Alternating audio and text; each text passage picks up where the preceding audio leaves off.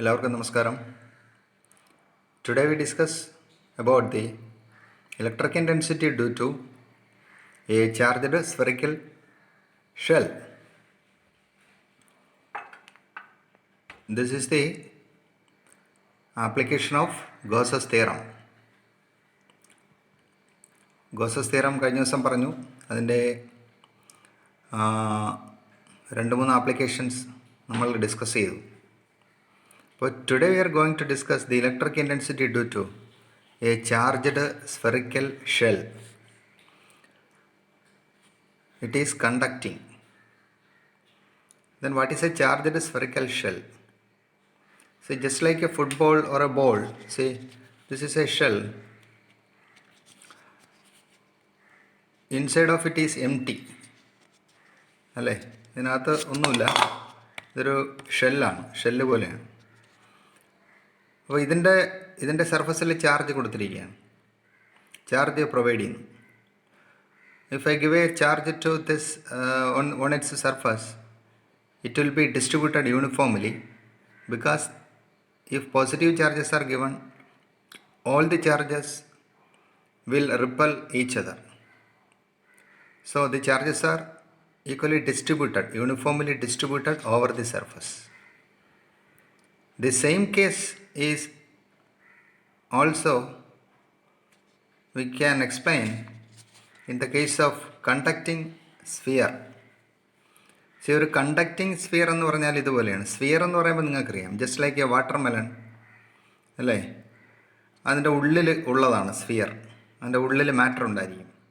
അപ്പോൾ സ്ഫിയറിൽ നമ്മൾ അത് കണ്ടക്റ്റിംഗ് ആയിട്ടുള്ള ഒരു സ്ഫിയർ എടുത്തു കഴിഞ്ഞാൽ, if I give A charge to the conducting sphere, all the charges are repelled each other, and that conducting sphere also allow this,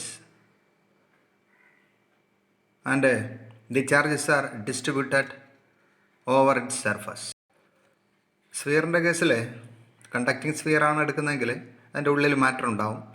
അപ്പോൾ ഞാൻ ആദ്യം ചാർജുകൾ കൊടുക്കുകയാണെങ്കിൽ ഈ ചാർജുകൾ പരസ്പരം റിപ്പൽ ചെയ്യുകയും, if I give more and more charge to this conducting sphere, then repulsion will be maximum അല്ലേ. അപ്പോൾ ഇത് റിപ്പൽ ചെയ്തതിൻ്റെ സർഫസിലേക്ക് വരുന്നതാണ്.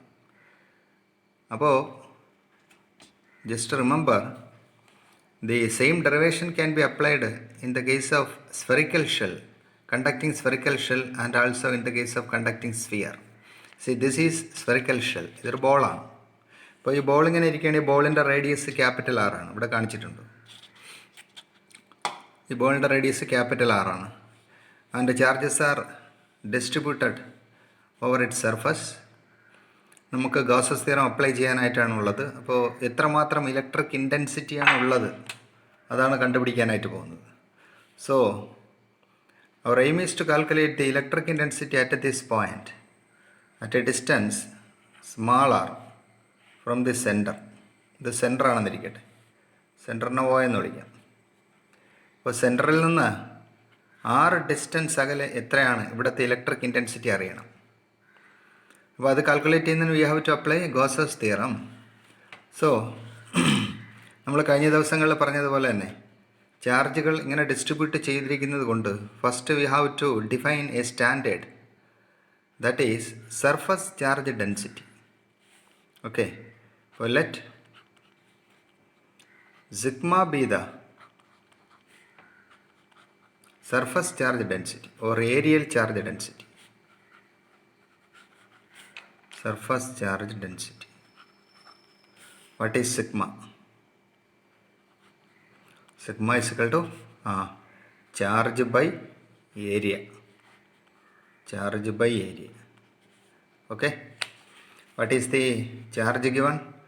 Let Q be the charge given. What is the area of this surface area of this sphere? Sphere and radius capital R alle. What is the surface area? 4 pi r square. Very good, 4 pi r square. ഇനി നമുക്ക് 2-3 സ്റ്റെപ്പുകൾ ഉണ്ടെന്ന് പറഞ്ഞു അല്ലേ. നമുക്ക് ഇതിൽ നിന്ന് what is the total charge inside the അല്ലെങ്കിൽ on the surface of the charged spherical shell ആദ്യം ഒന്ന് കാണാം. ദി ടോട്ടൽ ചാർജ് അല്ലേ, total charge Q is equal to, what is the total charge? Say sigma into 4 pi capital R square. This is the total charge. Okay. Now, in order to find the electric intensity at this point, we have already discussed about the Gaussian surface for different distribution of charges. Here we take the Gaussian surface as a spherical shell. As a spherical shell. Okay. ഈ പോയിന്റിലല്ലേ കണ്ടുപിടിക്കേണ്ടത്. അപ്പോൾ ഈ point വഴി കടന്നു പോകുന്ന മറ്റൊരു spherical shell assume ചെയ്യുക. See we have the symmetry like this. പറഞ്ഞു ഗോസിയൻ സർഫസ് എന്ന് പറഞ്ഞ ഒരു സിമ്മട്രിക്കൽ ആയിട്ടുള്ളൊരു ഷേപ്പാണ്. So we have the symmetry like this in this case. This is the Gaussian surface. അത് നമുക്ക് കംപ്ലീറ്റ് ചെയ്യാൻ വേണമെങ്കിൽ കംപ്ലീറ്റ് ചെയ്തങ്ങ് വരയ്ക്കാവുന്നതാണ്.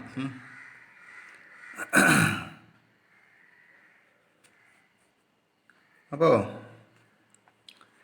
ഇതാണ് ഗോഷ്യൻ സർഫസ്. അപ്പോൾ ഈ ഗോഷ്യൻ സർഫസിൽ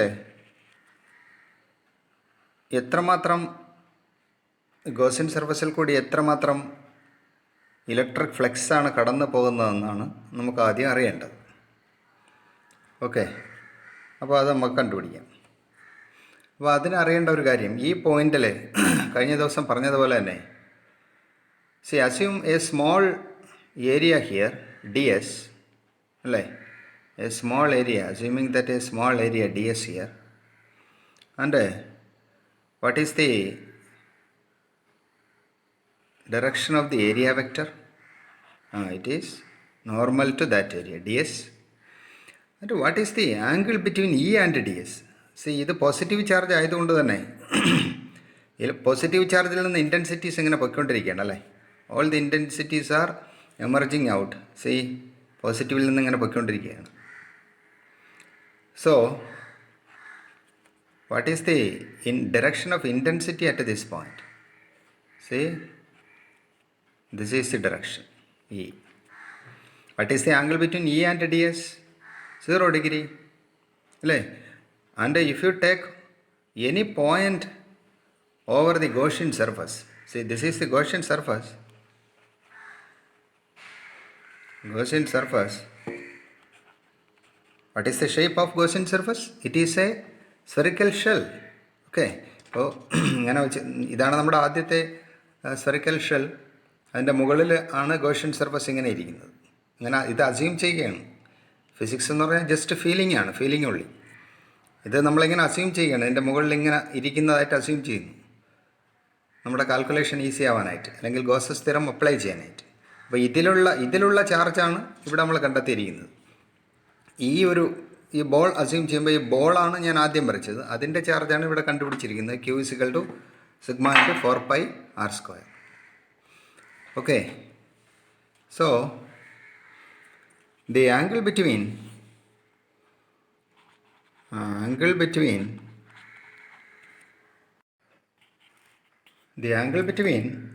E and ds is 0 degree. അല്ലേ, ഇക്കും dsനോടുള്ള ആംഗിൾ 0 ഡിഗ്രിയാണ്. then what is the total flux? Integral E dot ds. അപ്പോൾ ഡോട്ട് പ്രോഡക്റ്റ് ആയതുകൊണ്ട് integral E dot ds cos 0 അല്ലേ, ആംഗിൾ 0 അല്ലേ, cos 0 is 1, therefore integral E ds. ഇപ്പോൾ vector അങ്ങ് മാറി. ഇനി ഒന്നാമത്തെ കേസ് നമ്മൾ എടുക്കുകയാണ്. What is the electric intensity outside? Outside എന്ന് പറഞ്ഞു കഴിഞ്ഞാൽ അറ്റ് എ ഡിസ്റ്റൻസ് ആർ അല്ലേ. Outside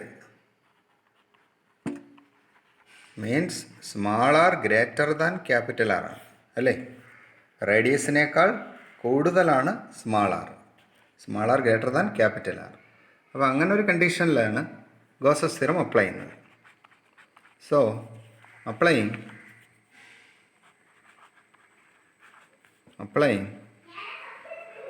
Gauss's theorem. Okay. അപ്പോൾ what is Gauss's theorem? Total flux phi is equal to 1/ε0 into total charge.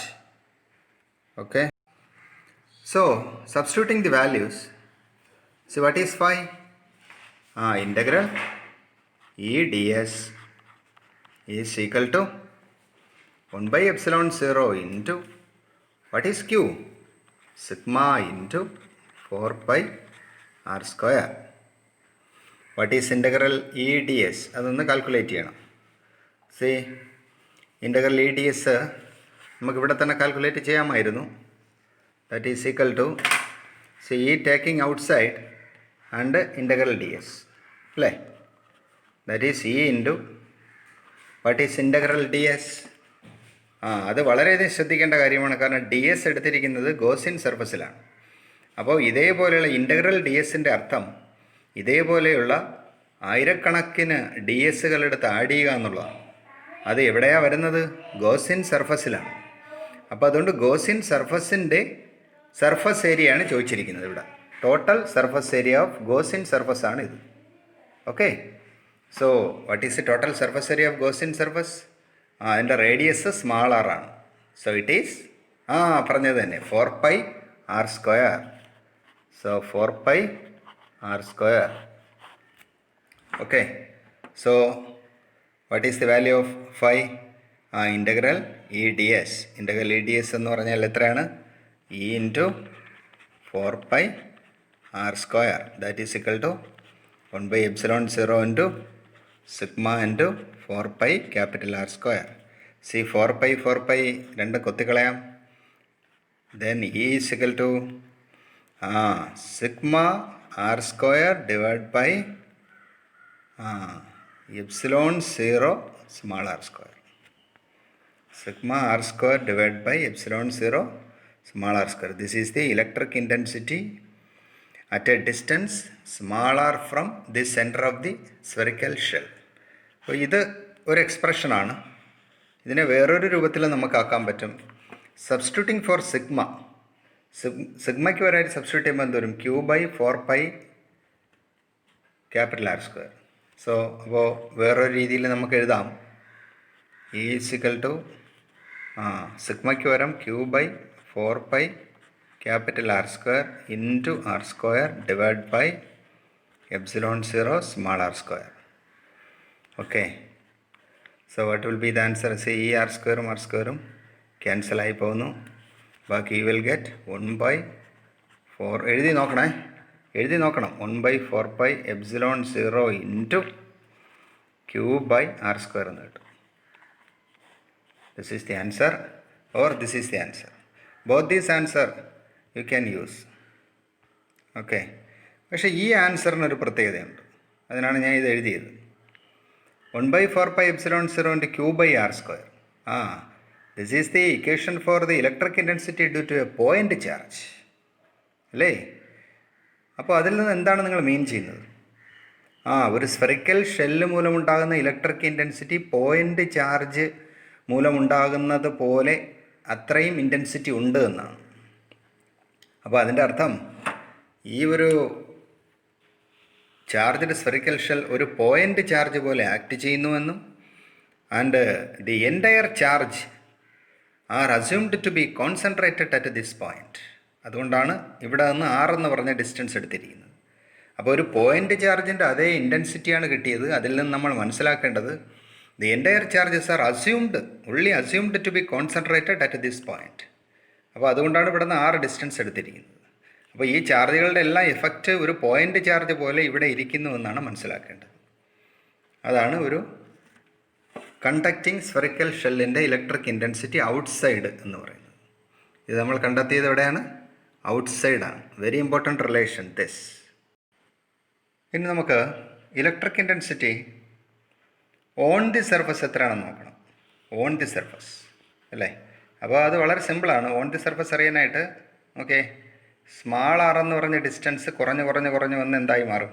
ഇവിടെ എത്തണം, ഈ പോയിന്റിലെത്തണം.